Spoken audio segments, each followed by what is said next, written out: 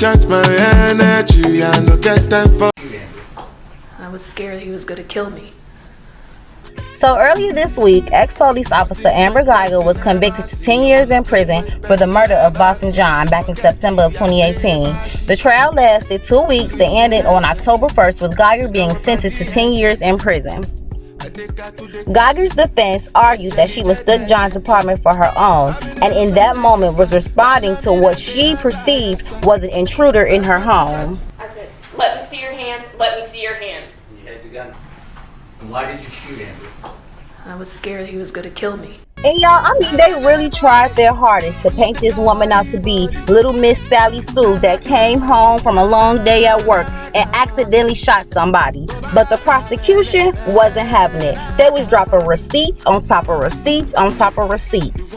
Would you agree that Mr. Jean was bleeding horribly from the gunshot wound that you put into his chest? I don't recall much. No, when I turned on the lights. Okay, so did you look at the bullet wound? Yes, I did. Okay, so you knew he was injured with a bullet, right? Yes, I did. And a person bleeds when they're injured with a bullet, correct? Yes, they do. Is there a reason why you didn't use this stuff right here, which is designed to control traumatic bleeding? It never crossed my mind. It didn't even cross your mind? No, sir. Even though he's bleeding in front of you, No, and this is inches from you, it did not cross my it mind. never crossed your mind to you. I'm trying to understand this.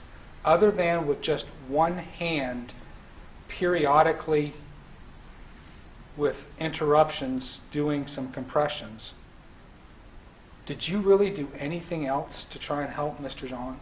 The sternum rub.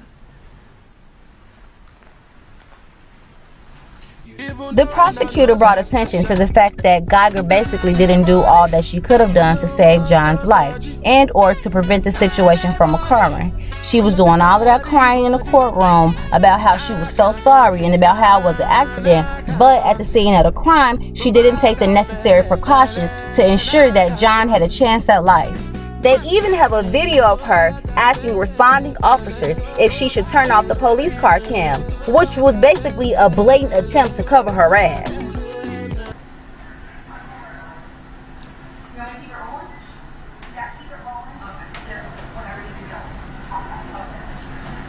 All right, so that's you talking, right?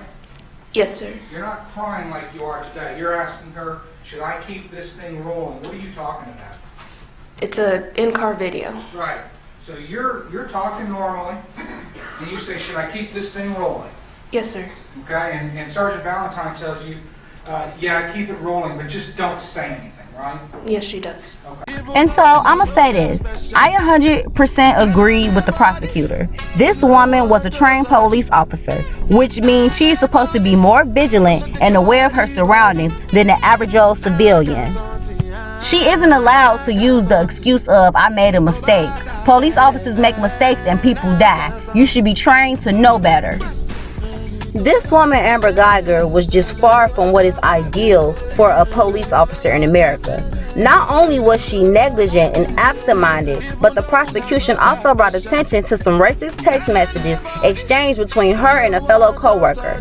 In the text messages, Guyger made negative comments about having to work the Dr. Martin Luther King parade and slandered the work ethic of fellow police officers who were black. But the crazy part is that all of the shocking details that were revealed during the trial wasn't even what sparked the outrage on social media.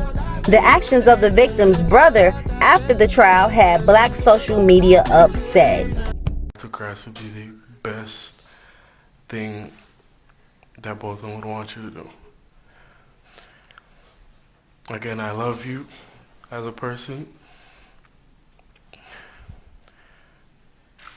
and I don't wish anything bad on you.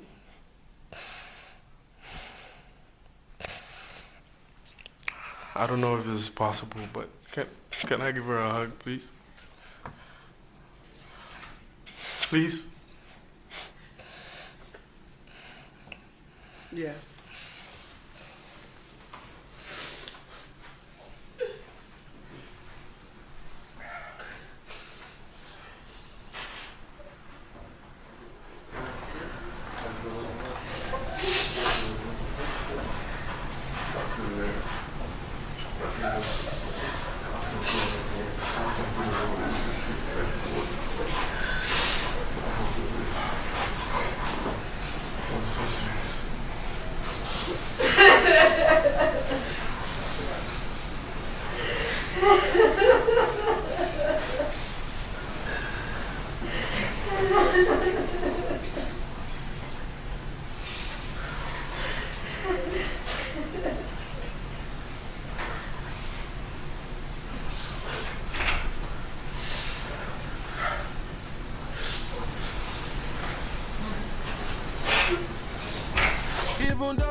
And there was also footage of a black police officer compassionately rubbing Guyger's hair.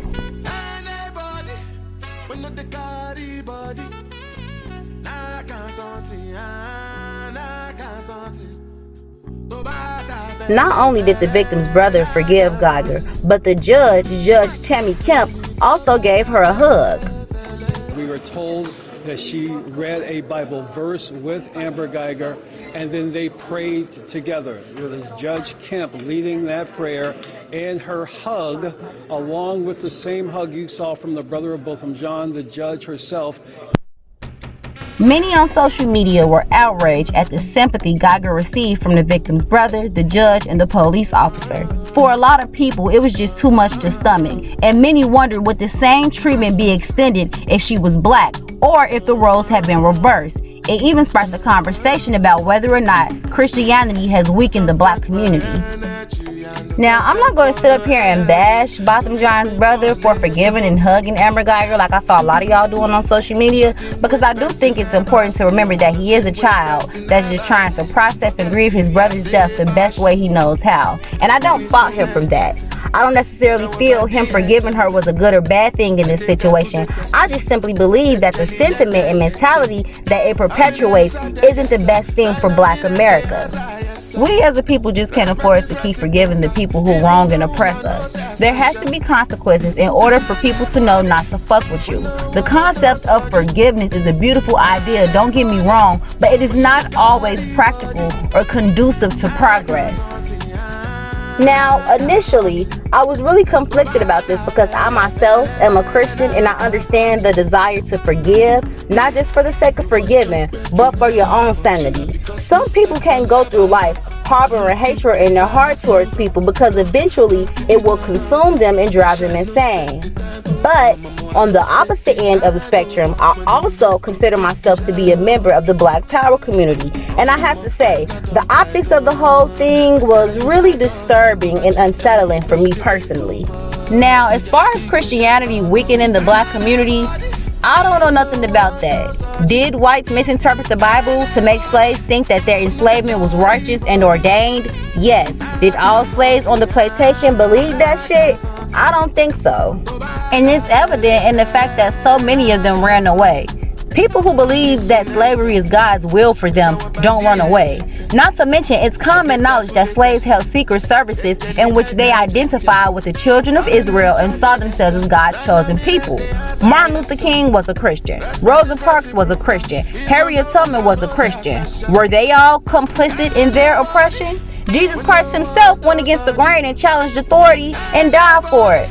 So I'm gonna have to disagree that Christianity inherently makes us weak. It may be true for some, but definitely not the majority.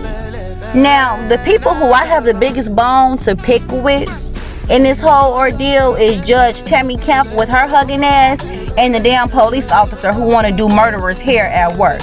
These women were totally out of line, and it was just inappropriate overall. Not only was it inappropriate for Judge Kemp to hug her, but it was inappropriate for her to allow the victim's brother to go anywhere near the defendant, let alone make physical contact with her. Because let me tell you, you kill me and my brother or anybody in my family say they forgive you and give me a hug, they finna steal off your ass. And that is exactly what I was expecting to happen when he got up to hug her. I mean, how does a judge not have good judgment? Anybody and their mama could have saw that was a recipe for revenge waiting to happen. That boy could have been so overcome with grief and emotion that he just went temporarily insane and dragged her ass. Or at least that's what I wanted to happen. Not only did Judge Tammy Kemp put Guyger in a position to get the punishment that she rightfully deserved, she put that innocent child in a trying situation that could have severely impacted his future. And you know, I wouldn't be surprised if her job is called into question, because it was just really stupid and unprofessional on her part. And overall, it was just really weird to watch a judge of all people hugging a convicted murderer right after giving her a significantly low sentence. Like, damn, do you know her personally? Is that why she only got 10 years? I'm confused. I highly doubt if Guyger had been a black man, she would have been all huggy-duggy, lovey-dovey. I'm just saying. And same goes for the police officer who was doing people hair. Like, girl, where the hell did you even come from? Go stand in a corner and secure the perimeter like we paid you to do. How many black men do y'all know who's been in a courtroom and had an officer comforting him and rubbing his head? I don't know none. So it smelled like a little coonery to me. And there is something to be said about the glorification of whiteness and the pedestal that we put it on in this country. Can it be linked to Christianity in some cases? Maybe, but there have been many more instances where the belief in Christianity was a source of strength for those working to progress us forward. There are multiple factors contributed to our perception of whiteness. It's not just Christianity or mostly Christianity. And I'm not going to be able to unpack that fully in this one episode, but work with me, y'all. It's very possible to love Christ and hold white people accountable for their actions. The Christians I know believe in justice and wanted her to give black people time. Everybody is different, and that's okay. But we damn sure don't need to be arguing over something as trivial as religion. We don't have to all be the same religion to see that we can be sitting in our own homes, eating ice cream, minding our business, be murdered in cold blood, and have our murderer get a slap on the wrist.